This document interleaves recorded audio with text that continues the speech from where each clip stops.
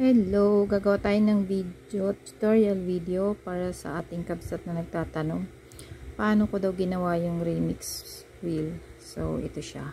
Punta muna tayo sa ating page, switch page muna tayo, tapos dashboard. Tingnan natin dashboard natin. Diyan makikita natin to, earn achievements. Tapos ito yung kabsat, yan. Tapos watch reels tayo, hanap tayo ng reels na pwedeng i-remix. Yan, kunwari ito, yan lumabas, kunin natin yan. So not supported siya, hanap tayo iba. Kunwari ito, hindi rin siya naka-able. Ito kaya, yan, hindi rin. So hanap tayo, pindutin lang po yung tatlong dot dito para lumabas yung kanyang tools. So hindi rin siya pwede. Hanap pa tayo. Eto, yan. Meron siyang remix reel. Ibig sabihin, remix reel. Ibig sabihin, pumapayag yung may-ari ng reel na pwedeng i-remix yung kanyang video. So pindutin natin yung remix.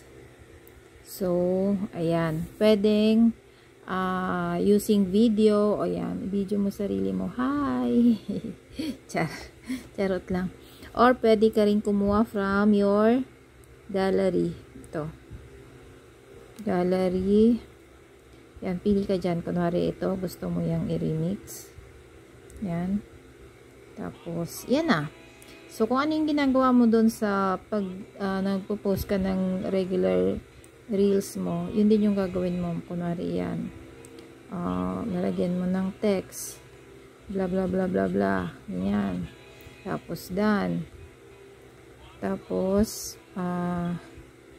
next mo na siya, next, yan, processing.